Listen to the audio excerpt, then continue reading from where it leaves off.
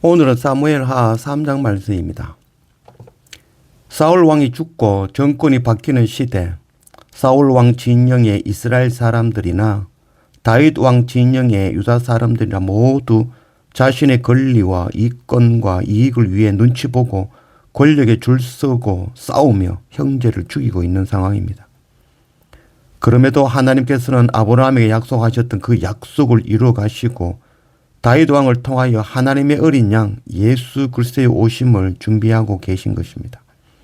우리의 힘, 우리의 노력이 아니라 성실하신 하나님의 크신 사랑으로 오늘 우리가 살고 있음을 알아야 될 것입니다.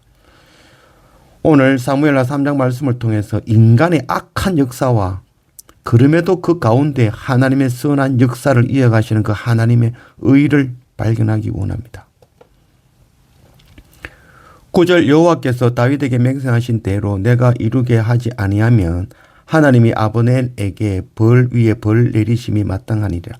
그 맹세는 곧 이 나라를 사울의 집에서 다윗에게 옮겨서 그의 왕위를 다한에서 브엘세바까지 이스라엘과 유다에 세우리라 하신 것이라 하며 다윗이 이르되 좋다. 내가 누가 언약을 맺거니와 내가 네게 한 가지 일을 요구하노니 나를 보러 올 때에 우선 사울의 딸 미갈을 데리고 오라. 그리하지 아니하면 내 얼굴을 보지 못하리라 하고. 솔로몬은 이 왕이 된 후에 첫 번째로 한 것이 하나님 앞에 일천번제 드리며 하나님께 이 백성을 다스릴 지혜를 구하였죠. 그것을 하나님께서는 귀하게 보셨죠. 어제 2장에 이어서 오늘 3장 어디에도 다윗도 이스보셋도 이스라엘의 왕이 되고 유다의 왕으로 세워졌지만 하나님 앞에 감사하며 예배하며 하나님의 뜻을 구하며 그 앞에 엎드렸다는 말씀은 없습니다. 모두 스스로 자기 힘으로 권력 얻기 위해 애쓰고 있는 거죠. 권력 다툼하는 오늘날의 세상의 역사와 하나도 다르지 않죠. 다윗은 6명의 아내와 많은 아들들을 얻었죠. 사울 왕의 조카였던 아브넬은 허수아비 사울의 아들 이스보셋을 왕으로 세우고 사울 왕의 첩이었던 리스바와 동침했죠. 이는 자신이 왕이라는 것을 나타내기 위함이죠. 이스보셋은 두려워서 항의도 하지 못했죠. 이 아브넬은 자신이 이스라엘을 통치하려 했지만 뜻대로 되지 않고 다윗 왕가의 세력이 더욱 커져만 가는 것이죠. 자기 목숨이 위태한 거죠. 이에 아브넬은 이스보셋을 버리고 다윗에게로 돌아가기로 마음을 먹죠. 자기 살 길을 찾는 거죠. 아브넬은 그 인간적인 자기 생각으로 자기 힘으로 다윗을 이스라엘의 왕으로 세울 수 있다고 생각하였지만 다윗도 그것을 좋게 여겼죠. 그러나 이스라엘의 왕으로 세우시는 분은 오직 하나님이시죠. 기회주의자 아브넬이나 아브넬이 두루워 아무 말도 못하던 사울 왕의 아들 이스보셋이나 그 아브넬을 응답하고 죄도 묻지 않고 받아들이는 다윗이나 다들 것 하나도 없는 기회주의자들이죠. 다윗의 욕심이며 자만이며 하나님께 묻지 않는 탐심입니다. 그리고 다윗은 아브넬에게 이미 다른 남자와 결혼하여 자녀 낳고 잘 살고 있는 사울의 딸 미갈을 데려오라고 하죠. 다윗이 첫사랑을 잊지 못하여 미갈을 데려오려 한 것이 아니라 사울 왕의 딸이기 때문이죠. 아브넬이 사울의 왕 첩 리스바를 범하는 것이나 다윗이 사울 왕의 사위임을 이용하여 그 정통성을 얻으려는 것 하나도 다른 것이 아니죠. 사무엘하 6장 23절 그러므로 다윗의 딸 미갈이 죽는 날까지 그에게 자식이 없으니라. 미갈에게서는 다윗의 자녀가 없습니다.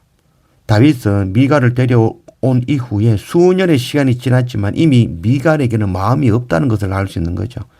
정치적으로 미갈을 이용한 것뿐이죠. 미갈에게는 이미 남편 발리엘이라는 사람과 자녀들이 있었죠. 다윗 왕이 우리아의 아내 밧세바를 범하고 우리아를 살인교사하고 밧세바를 빼앗았던 사건, 그 사건 이전에 이미 똑같은 일이 한 번 더 있는 거죠. 바로 이미 발리엘의 아내였던 미갈을 빼앗아 온 사건이었던 것이죠. 자신의 정치적인 야망을 위하여 한 가정을 파괴한 것입니다. 다윗은 자신의 노력과 자신의 전략에 의해서 이스라엘의 왕이 된다고 생각했지만 결코 아니죠. 성실하신 하나님께서 하나님의 언약을 이루어 가시는 것입니다. 다윗의 이런 행동에 결국 하나도 도움되지 않고 오히려 이후에 노년에는 그 얻은 자녀들이 서로 죽이고 이 아들들이 결국 반역하고 아버지 다윗을 죽이려 하는 그런 일까지 일어나게 되죠. 하나님의 뜻을 기다리지 못하고 참지 못하는 우리의 완악한 모습의 결과인 것이죠. 27절 아브넬이 헤브론으로 돌아오매 요압이 더불어 조용히 말하려듯이 그를 데리고 성문 안으로 들어가 거기서 배를 찔러 죽이니 이는 자기의 동생 아사헬의 피로 말미암이더라. 어제의 적이 오늘의 동지가 되죠. 권력이 이런 거죠. 이런 가운데 다윗 왕의 군대 장관 요압이 이 다윗 왕이 아브넬과 언약을 맺었다는 이야기를 듣게 되는 거죠. 이대로 두면 아브넬이 자기 자리 군대 장관에 빼앗길 상황이 된 거죠. 그래서 요압 장군은 자기 동생 이스보셋을 죽인 그 피도 있지만 자기 권력 위해서 다윗 몰래 아브넬을 죽인 거죠. 이후에 다윗은 요압에게 그 죄를 묻지도 않았죠.